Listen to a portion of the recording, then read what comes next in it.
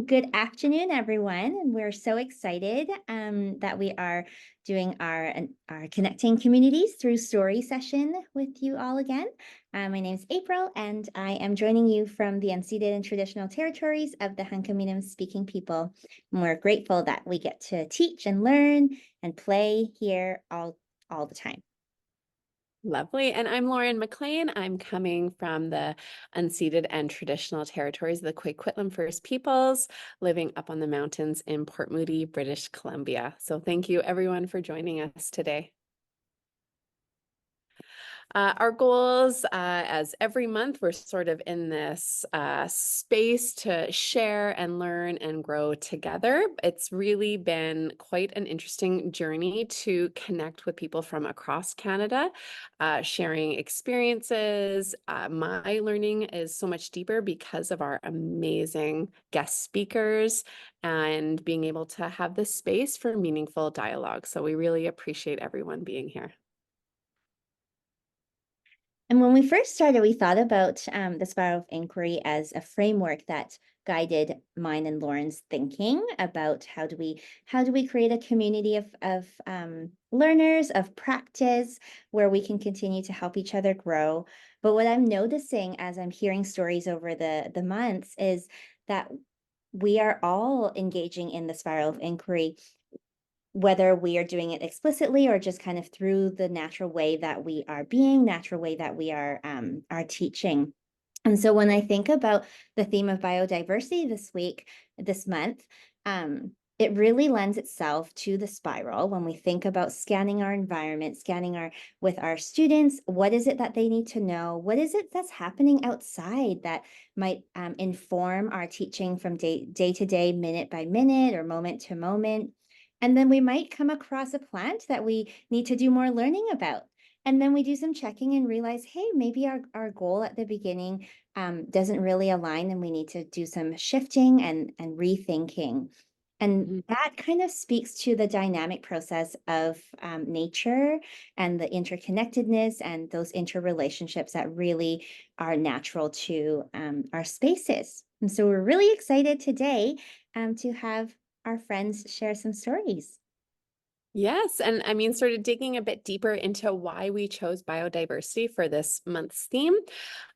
These are sort of our four main bullet points that April and I came up with, really digging into this idea of ecosystem health and how biodiversity is essential for maintaining the health and resilience of ecosystems because it supports that key ecosystem function. So even today, we're talking about nutrient cycling and pollination in our gardens and pest control because already the stink bugs are coming out. Environmental sustainability and understanding that biodiversity helps students grasp this interconnectedness that April was talking about of living organisms and their habitats, helping foster this appreciation for the delicate balance in nature. And in terms of food security, thinking about how biodiversity it plays a crucial role in food production by providing a diverse range of plant and animal species that contribute to agricultural resilience, I guess, and crop pollination. We were talking again today in the garden plots. And then lastly, this idea of cultural and ethical values. So trying to explore biodiversity and how it exposes students to the cultural significance of diverse species and ecosystems. So we're talking a lot about invasive species, native species, and how it relates to environmental stewardships and conservation efforts. Mm. So today we're so excited to have friends joining us from two different provinces. Shane Kumar and Peter Johnson are teachers at a school in Richmond, and they've been on a outdoor learning journey for, I guess, 4 years now. They'll share more, starting with a small group and really growing into a collaborative learning community within the school where they are taking on some more leadership roles in teaching other teachers. Do you want to introduce Maxine before we go to the next?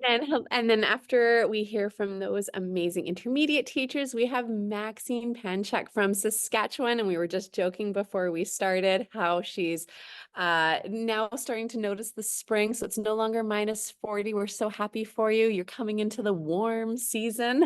So I can't wait to hear more about your explorations with your kindergarten students. So Peter and Shane, take it away and just tell me what to do with the slides. Okay, let's switch the slide. Oops. The other way. So I guess we want to start with a land acknowledgement too. And this is a photo outside my classroom of land acknowledgements that my students made. We were guided by our Indigenous Success team and trying to make them more authentic for ourselves and where we're at in our understanding and comprehension. So the paintings are of their own histories and their family histories and how they come to this place as settlers, as most of them are. And then they want to acknowledge the place they're at, where they come from, and then a commitment to how to enact reconciliation as it affects them. So I'll do my own. My name's Peter, and my family comes from all over Northern Europe, but my name comes from Norway. And I'm here on the land of the Musqueam people. This land was taken from them without permission. And it's important to me that even though this place has been changed so significantly, that we honor this precious place and treat it as best we can. Okay, next slide. All right, so as April was mentioning, this is our 4th year at Gilmore in Richmond, and Victoria is also at Gilmore. And when we started, April was the vice principal at Gilmore as well. So we had a lot of support from April getting us into nature. Prior to this, Peter and I do a lot of stuff, a lot of learning together. If you see us at the school, we're always kind of together. But when we met in year 1, we didn't really know each other that well. And one of the ways we connected was through doing outdoor learning. It was the first time we started experiences. We never did it before. And so in year 1, our goal was every Wednesday, just go outside. Rain or shine, just go outside. You know, sometimes we made it up as we went.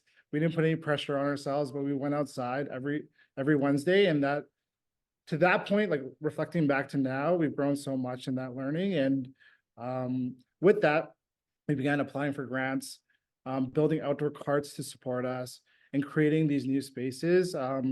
This is one of my students who's cleaning up the garden for the spring, taking out all of the hay out of the garden, and we're gonna re-soil it at the end of April. But we never even had these garden beds or the trees in the background until very recently. And so our outdoor spaces are growing. Gilmore, we're very fortunate because we have a huge outdoor space, like lots and lots of space. And so we have the opportunity to build certain spaces that I'll talk about later. So would you be able to switch the slide? All right. That's okay. Yeah, so on the right, there's the cart. And so usually we bring the cart out with us. In the IKEA bags, we have other IKEA bags inside, and we use that as like sit spots for us. So kids have a sit spot, rain or shine, we're able to go. On the bottom left-hand corner, that's one of the new spaces that we created. It's more like a theater, like near, I'm not gonna say the north, I have no idea, but like Victoria's room. Yeah, near one of the rooms at our schools. And we have a actual wood circle as well. We have 2 of them, a smaller one and a bigger one, that we were fortunate enough to get built this year. So the spaces have grown a lot, which has enabled us to do a lot of outdoor learning in a lot of various ways. Peter was mentioning that last year he was doing like theater and things like that outside because of these spaces now. Kids are way more comfortable with it. They've been doing it since kindergarten to grade 4 or 5. So they don't think of outdoor learning as like a new type of learning or a different type of learning. They're so embraced with it now, which is unique for us. And one of the benefits, I think, from COVID is that we're kind of forced to go outside. So they are more comfortable, and there's no more like indoor days during recess or things like that. We just know that we have to go outside, rain or shine. So they're more comfortable than I think some adults are at being able to be outside and learning outside, and various types of learning as well. So yeah, so we've gotten more accustomed with it. And with that, problems started arising because we're noticing some of our spaces are getting destroyed from like people outside of the school and inside. The treatment of spaces has been like a challenge because like the students don't like inside. I think they acknowledge because the teachers they're like, this is things that we need to keep nice, but we are more rough with outdoor things. Therefore, things get scratched up or vandalized or taken away, and so that's been a challenge for Peter and I, thinking about like how can we create student agency to like treat these spaces well. So can we move to the next slide? And so this was a music wall that one of the kindergarten teachers made at our school. And you could tell like it was destroyed and all the pieces were taken out and things like that. And my class is looking at this and we were talking about our spaces, like how we talk about in Braden's Sweet Class, they talk about how strawberries are like gifts and how nature is a gift and the way we should treat things and how if you treat it as a gift, you'll treat it better. And so, yeah. So really like I was trying to teach the kids that like these spaces, they didn't just magically show up here. Like it took a lot of adults, a lot of time to build these spaces with their voices and their thoughts to build spaces outside so we can learn more like the garden and things like that. And when the students started to shift the focus from this is just ours to like these spaces are a gift, it was a huge change in like perspective. And they were able to like really understand that, wow, like I really want to keep this space well, and I want to do something for this community. And what's one thing that we could do? Would we be able to switch to the next slide? Mhm. Yeah, and so with our spaces, one of the anger that the students had was like, okay, well, we're gonna keep the space clean, but like, but like, what about the rest of the environment? They're gonna still destroy it. They're still gonna break things. So like, what's the point of building something if we know eventually it's gonna get destroyed? And one of the big things is like, last year we had strawberry plants and things like that, and people would pick the strawberries or pick the plants or things like this. And this was a poppy from our garden. So like things that we have that they think are beautiful, and they're worried that things will get destroyed eventually. And what are we supposed to do about that? And I think there's just like a piece of like, we share the space with other people, and there's an understanding that like, or people or animals or things like that, that may need those things more than we do, and we don't know their stories. And so we have the opportunity being in outdoor spaces to always replenish, to always like refix. If they take the strawberry plants away, okay, that's a bummer, but we could put a new strawberry plant inside. If they wreck the music wall, okay, that's a bummer, but we could restore the music wall again. And so, yes, we don't have control over the biodiversity in our community, like raccoons or whatever, but that doesn't mean that those spaces have to be forgotten and we don't use those spaces anymore, because we have the opportunity to continue to fix. We have the resources available to be able to fix these things. And I think the students understanding that kind of gave them like a calmness to be like, okay, yes, these will be destroyed, but we'll be able to refix it and show that we care about the spaces because we can replenish this again. So yeah. So going in, one of the things with this music wall is that our class decided that we want to fix the music wall and restore it. So we did fix it. This is a bad picture because the kids are in front of it, but They're happy. they're happy. So we brought the kindergarten classes out and the grade 4, 5s, and 6s in our group, helped teach them how to use the spaces, explained why we built it again, how we like showed gratitude to the teachers who built it before, and how we want to keep the spaces like that. So yeah, so it ended up being a really awesome moment for the kids, and they were able to teach and learn together. And Peter's going to talk a little bit about the curriculum side of it now. Sure. So I will give a shout out to April, because April made our first music wall, and it was on a pallet next to the fence, I think, April, and it might have lasted until lunch on the first day. And then Kat, who presented with Victoria, made our second one there, and I think it lasted to like the end of the day or 2 days. And this current one is still there after 2 or 3 days. And so as we track our data with our inquiry, we see progress. So this is good. We're not gonna, be ambitious and say it's gonna last the whole week, but we're learning, so it's good. I wanted to share some scenes from our learning place. So on the top left corner, Richmond's a very flat place, and this hill here might as well be a mountain on the scale of our topography here. But I like this place because it's kind of sectioned off from the rest of the school, and it gives us this stadium seating. And this is an example of us actually doing a bit of performance art. And so the students are able to relax, have a seat, and then perform in this nice little nestled in area. And sorry, we're timing ourselves. We're way over time. But in my personal inquiry on how to use the outdoors more, I came to learning outdoors and teaching outdoors from a position of definitely not being an expert, but wanting to take advantage of the space around us, wanting to foster a sense of connection with our students and to the outdoors and a sense of responsibility and stewardship. So I came to it looking for how could learning outdoors and teaching outdoors help me. So one of the biggest things I've noticed is that students like to have breakout groups, and they like to learn in small groups and have space. And so when we're in our four walls classroom, the noise echoes around and we're all kind of jammed together, and maybe like the smells from the lunch are still there in the afternoon. And being outside gives us a chance to do the stuff we would do inside, but maybe feel a bit more relaxed. So as an example of the practice here, they actually wrote short stories using some spelling words, and then they broke out into groups to act out random ones that they were assigned from different students as sort of like a charades improv kind of performance. And it was just kind of a joyful practice to hang out together and incorporate some English language arts and fine arts. So I find that I'm doing that a lot with things like French and any kind of social subject, any kind of collaborative subject. I think it's really helped our learning.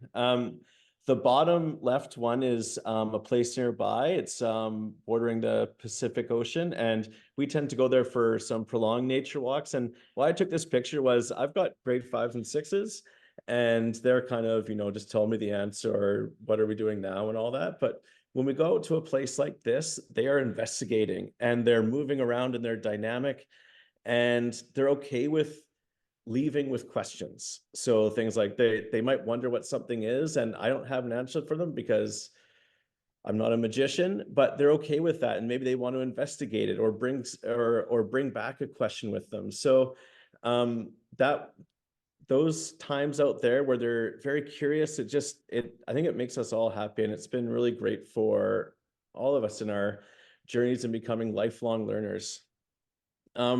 The most important thing for my learning outdoors journey has been collaboration, professional collaboration.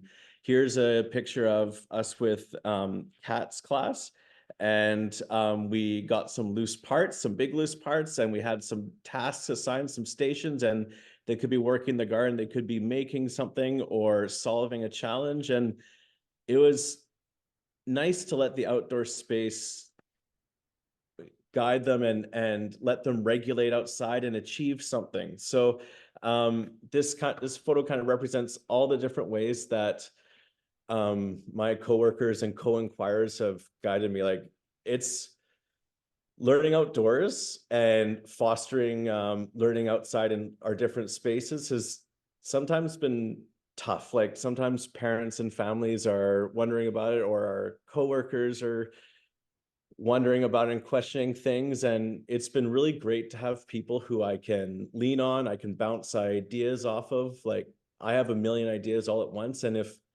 someone else can say, oh, that sounds like a good idea, well, then I know I can actually pursue it further. So the collaboration has just been so amazing. The photo on the right is our garden, and in the back there's some planters with our native species garden. I just want to give a shout out to that. It's 4 years in, it's still going strong. Some things haven't survived, some things have. It's pretty exciting. And then the photo down at the bottom is it's not -40 here, and if we get snow for 1 or 2 days a year, it's pretty cool. So I actually have some snowboards and things left over, and some days when it snows, we just take the opportunity to go outside, go to the hill and ride a snowboard and investigate different ways of affecting speed and stopping and things like that. So just kind of using the outdoors to be joyful and embrace the opportunities where they are. And then April, the last slide, please. So last year, Shane mentioned we planted some trees, and this was a lot of work to get the grant money and get our works yard on board and all that kind of stuff. And I just want to give myself and our team a little pat on the back because our trees are surviving, they're thriving, they're surviving the muddy winter, and now they're blossoming. And we have some things on the go, like we have some mason bees, and we're going to be releasing them next week, and they're going to have some flowers to go to and come back. And it's just, I'm excited for the spring ahead of us and what's coming. So Yeah. thanks everyone. Yeah, so that's what's happening. We also have, like, on April 26th, we're doing a workshop with the rest of the classes that are not a part of the outdoor spaces grant. So Victoria's part of it, Kat's a part of it as well. And we're all going to be doing workshops specifically on what the other teachers at our school want to learn about. So it could be about nature walks or sit spots or things like that, tailored to them. Last year, I wasn't here, but they did a workshop specifically on the garden, talking about pollinating and things like that. So this is really where the biodiversity time comes, the April, May, where you're planting new things and watching things grow and harvesting seeds and things like that. So we're kind of like moving towards that direction now. Yeah, and I think that's about it from our side. Sorry for taking too long. Yeah. Not at all. Thank you so much for sharing your stories. And what I'm hearing is that biodiversity might not necessarily be just like a thing that we're studying, but being out in nature and having that time that we're spending out in nature helps us understand the land in a different way, and that informs how children are playing and learning outside. Thank you for sharing that journey. And now we have the wonderful Maxine. We'll do questions after, Lauren. Yeah. Sounds good. Hello, everyone, and thank you for having me. I'm from Saskatoon, Saskatchewan, which is located on Treaty 6 territory, which is homeland of the Métis, and it's the original land of the Cree, Saulteaux, Dene, Dakota, Lakota, and Nakota nations. So we have lots of Indigenous folks who have called Saskatchewan home and Treaty 6 home for a long time. And so a lot of my teaching touches into place-based learning, land-based learning, and incorporating their ways of knowing and perspectives. Just a quick little example of that is from a European perspective. Perhaps a rock is not a living thing, but for many of our Indigenous peoples, a rock would be considered living. So when I'm teaching about the land and about nature, I'm always trying to share alternate perspectives of that. So all of the teaching that I do, I teach kindergarten, is rooted in appreciating a special place that we call home and continuing to show respect to the land as the original caretakers did. So those are kind of our classroom values that take us through all of our teaching experiences and explorations. Thanks for the slide. So the first thing we do at the beginning of the year is we start building background knowledge. And so I have an indoor space for my kindergarten classroom, and then we've also got our schoolyard and some places in the community. And so what I did this year before the school year started is I took this really ratty train table that I had inherited, and I repainted the whole thing to have a scene of the Saskatchewan River, as well as a wetland, because we have lots of wetlands in Saskatchewan. So I wanted that train table to represent the lakes, rivers, and streams that we have, as well as some of those different geographic areas, such as forests, desert areas, and our prairie areas. And so we've used this table in many different ways. The children play on it, and it also sparks curiosities and questions. The other thing that we do inside is we'll use animal objects for either explicit teaching or for student-directed explorations. So my dad is a fur trapper. He's primarily a farmer, but he's been fur trapping since he was young. And so I've got some furs from my dad, such as beaver, muskrat, coyote, and a few other ones, as well as a number of different antlers and horns and things like that that we'll use for learning. I've got a collection of shells that my sister has collected from me from around the world. And so we'll kind of have those things set out in the classroom. A couple of weeks ago, I definitely was wearing different antlers and kind of prancing around the room, being different deer as we were talking about the differences between those. And we've been doing a lot of KW elk charts in our class. So the students have been sharing what they know about animals, what they want to know, and then we've been doing some learning. So we've been exploring different animals from Saskatchewan, but then also from other areas as well. Today, we happen to be learning about sharks. We don't have sharks in Saskatchewan, but we were able to connect sharks to the river animals that we do have here. And then we also have lots of plant objects in the room. So at the beginning of the year, the students were out and about collecting all sorts of different pine cones and sticks, pieces of logs, seeds, a whole collection of things. Their lockers are full of sticks. They don't want them taken outside. They don't want to take them home. They use them for whatever they use them for. And so we always have those nature items around the room, lots of magnifying glasses. So kids are always kind of exploring those things inside, and that's sparking a lot of the initial curiosity before we take our learning outdoors. So in Saskatoon, I work at Biodiversity School, which is one of our nature-based schools, and we really focus a lot on our local landscape. So we have been learning about and hosting guests from the nearby community. So my coworker, she was hatching some chicks and she had some chickens that were in the school. So we got to meet those chickens. Today we had a couple of lambs running down the hallway. So we got to observe those lambs. So in Saskatchewan, as much as we have our forests and our rivers and our prairie, we also are a huge agricultural space as well. And so I think for the students, being able to see these farm animals up close and personal is quite exciting.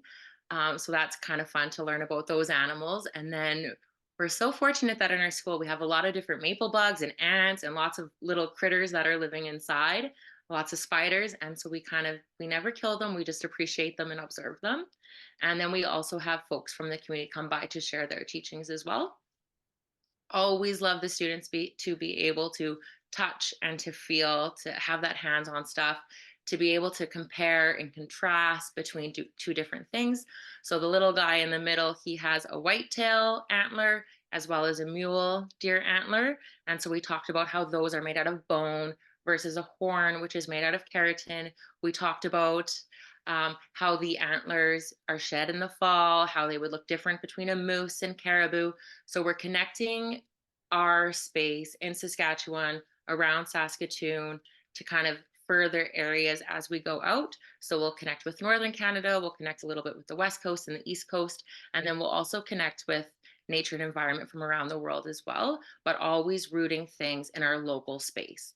I think that in order to, for any time we're making change, it starts small and it starts local. And so that's where we're going with our teaching as well, is we're looking what is in our classroom, what is in our schoolyard. And we're quite fortunate because we get to expand out a little bit from that.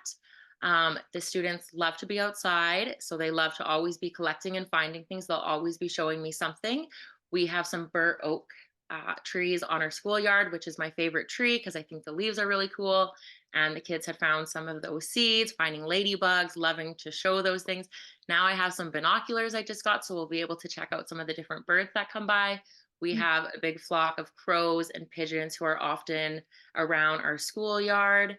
And it's just fun to see the kids out there kind of engaging and exploring.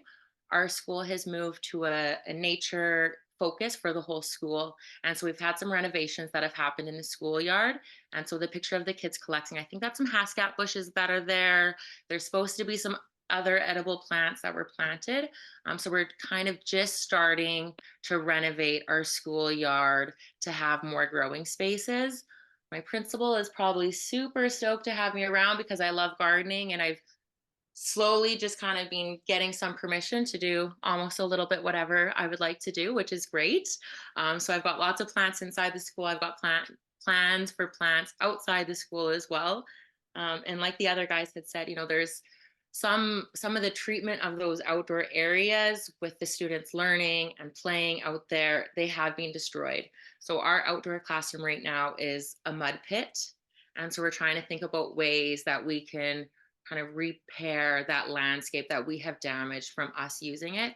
Down by the river, there's this beautiful ravine area, and people in the community, but also people and students from our school, just the wear and tear on that space has really hurt it a bit. So now we're going to need to start to be thinking about our school. How can we protect the biodiversity and the nature that already exists here? How do we add more, but how do we protect this?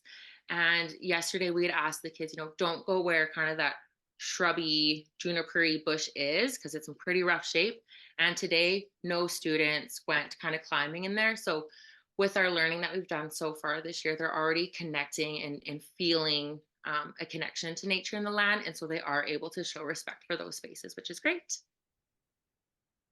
And then it's also quite lovely because we get to connect to community. So in the first photo, you'll see our school is in the background, and just on the far end of our schoolyard is the pollinator garden, which is one of my absolute favorite spaces ever.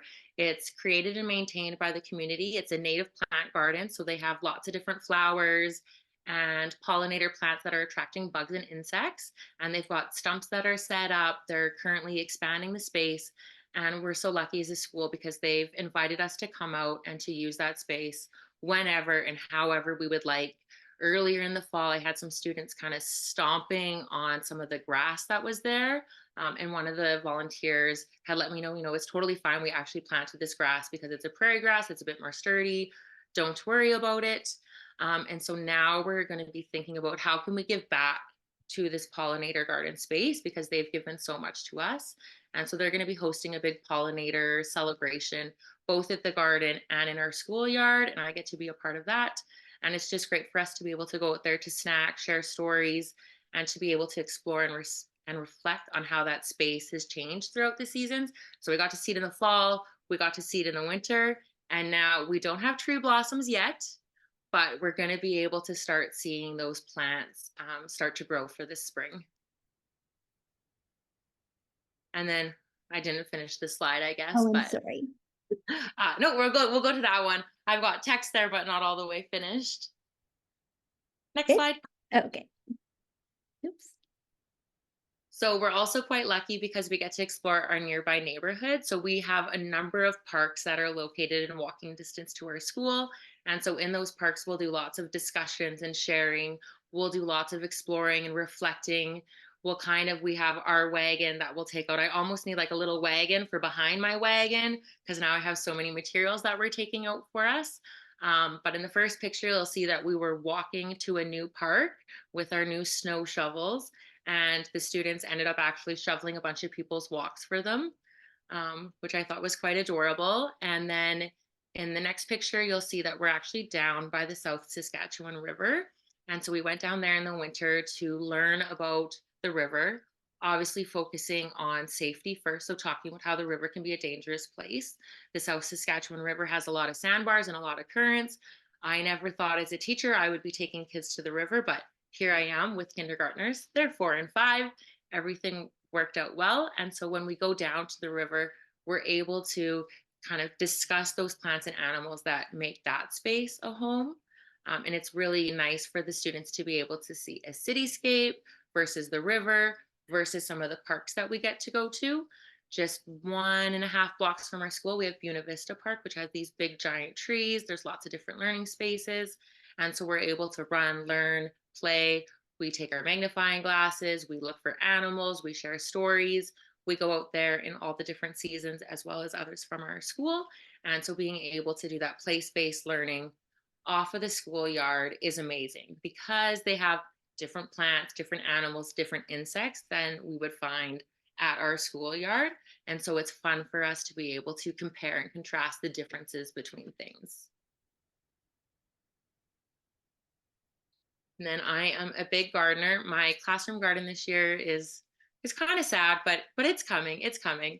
And so I have the students take charge of planting, labeling, watering, transplanting, and caring for the plants. So the students you see in this picture are actually the grade 1s from across the hall. They just popped over because their teacher is in the beginning stages of learning how to garden. And so I let the students choose what seeds they would like to grow. We compare the different size and shape of the seeds. We compare how those plants start to grow. So in the middle picture is a greenhouse that I put in the hallway window. And so those plants are about 1.5 weeks old. And so we're able to see how the beans are starting to grow with these big leaves, and you see them popping out of the bean shell. versus the lettuce, which starts quite small. And then, our peas start to have the tendrils that are coming out. And so the students are being able to see the process of plants growing from the beginning all the way to the end. And they love to absolutely take charge. So they have a lot of language and vocabulary about growing. And then the 4 boxes that you see were established last year before I came to the school. So those are going to be 4 traditional medicine boxes. So we'll have sage, cedar, sweetgrass, and tobacco growing in those spaces. And then I guess we'll see what other things start to grow out there once I'm able to get my shovel in the ground. So I have kid size gardening gloves, shovels, rakes, watering cans. I've got a whole set of like a gardening kit for them to do. So we've kind of, I like to tell them we've kind of done all of our hard work in the winter. We did a lot of focusing, and now we get to do a lot of that hands-on learning out in nature, actually getting to touch and feel, to smell all those plants, animals, insects, flora and fauna up close. And then I just want to, before I stop, just talk about a few of the other things that we do. So in Saskatchewan, we have our winter season. So we have some birds that stay, some birds that fly away. We've got a number of birds that live in Gabriel Dumont Park. So I've made some resources that have pictures of birds. I know out at Beaver Creek when I visited, they actually have stuffed birds that make those bird sounds. And so even like yesterday, we were trying to do our phonological awareness outside, and there's these pigeons up on the school roof and they're cooing. And then we've got the crows. We were totally distracted from what we were doing, but it was great to me because we were talking about those birds. Then we saw the geese were flying back. We've got pelicans coming back soon to Saskatchewan. So we're paying attention to those animals that we see nearby to us. The kids at our school are experts in maple bugs because they've lived inside the entire winter. They're also becoming little houseplant geniuses because they're able to differentiate between the different types of leaves and how things are growing. Even though we do have this long winter, we still have lots of nature and biodiversity that's happening. And it's just absolutely amazing when we're able to stop and kind of zoom in close on things and to see all of those details. And we're able to kind of take that learning and make it a little bit bigger. And so like kind of the 4 points you had at the beginning with the ecosystem health, so important, I believe, for us to show respect to the land and to have that sense of stewardship. I'm 35 years old. I'm not going to be here forever. So these 5-year-olds really do need to take charge of making the world and environment a better place, not only for them, but more importantly for the plants and animals that call that space home. It's up to us as people to have that environmental sustainability. So it's up to us to protect those spaces and places. Nature is heavily impacted by humans. And so me and the students, we talk about how we have an impact on nature and things that we're doing good and maybe things that we're not doing so good. And especially in Saskatchewan as well, because we're kind of in a little bit of a unique place. Not so many people visit here, but we do have a lot of unique spaces throughout the province that are either endangered or threatened. And so we really need to respect that. In past years, I've had more students who have had food insecurity issues. And so they've developed the skills to grow a garden. Even though they're little, they would be able to take the process through from beginning to end. They start to discover that they like fruits and vegetables that they had never tried before. So kids, they're eating nasturtium flowers. And then when we're out on the land, we might find some chickweed that we'll eat. And we might find some Saskatoon berries that are out and about. And so we're learning how to identify different plants and knowing if it's edible for humans or if it's not so great, ways that they grow. And then, like I had mentioned, in Saskatchewan, we've got lots of Indigenous folks who call this place home, and they have for forever. And so we try to take into consideration how they would show respect to the land and incorporating their ideas about that as well. And so I had a teacher candidate earlier this year, and we did a little bit of smudging. And then she showed us how you can offer tobacco in exchange for collecting something from nature. And so with that, the students were able to really kind of feel the give and take, which I think is a lot of relationships with the land. Yeah, we've really got to be best friends for biodiversity. So we've really got to do our part as people. Mm. Thank you so much, Maxine. I've got like pages of notes from both Peter, Shane, and you. So I really appreciate all the stories that you've shared with us. And I actually made a lot of connections between both of your stories, because I find when you were sharing about the outdoor spaces and respect, that has a lot to do with biodiversity and ecosystems, because we're doing a sort of a deep dive into the interconnections between native species and invasive species, and how they are not necessarily respectful over one another's space, just like sometimes humans are not necessarily respectful over each other's space. So that's sort of what our grade 2-3s are exploring right now. So I think, are we going to stop the Oh, yes, recording so I'm gonna people feel stop free recording. to ask questions?